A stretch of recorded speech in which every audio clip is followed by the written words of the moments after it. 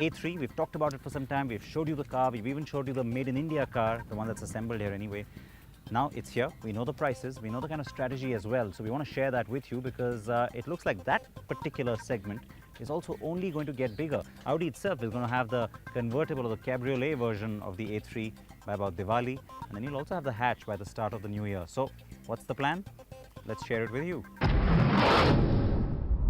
Since it is a new segment that you get to address, or you get to address a new space, let's say, and create that for the Indian buyer, it is what we've been talking about for some time now, right through, when the market was slow the last 2 or 3 years.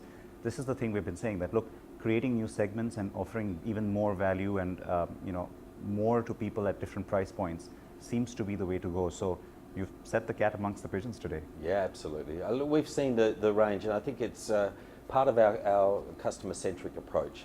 We've really seen that there's a demand for smaller, more compact cars, but that should also mean luxury. There is no need to forgo luxury when you go into a smaller compact class, and that's why we've gone with the A3 sedan. We think the success of the Q3 has demonstrated that there's a lot of people who are also wanting to drive the car themselves, looking for a more suitable car, perhaps in urban environments, and that's where the A3 sedan perfectly fits that strategy. I think it was a nice little camouflage you had going because, everything we were hearing from Audi India was all about, market conditions have changed since we first decided to bring this car in.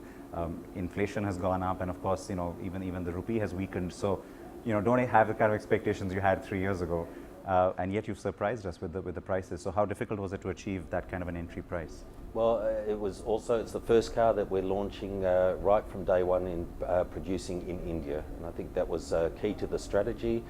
We launch a car from day one, produce it in India, and that's been able to ensure that we've got this wonderfully attractive price point of 22.95 lakhs. I remember before the sedan, and of course even before the hatch came out in Europe, when you had the concept car at Geneva a few years ago, it was of course shown as a concept sedan.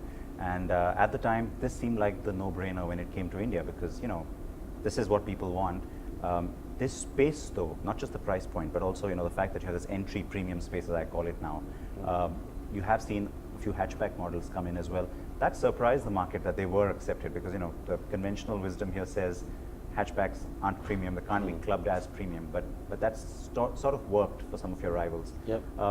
The fact that you now take that segment into a much higher orbit, what does it do for the overall premium segment, do you think?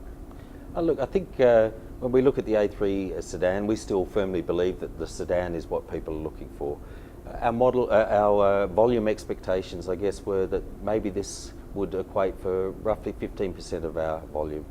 Seeing what the reported sales of our competition in the hatch space maybe suggests that there is a significant upside to those volumes. So I think we're going to see a real game changer in the Indian market with this car.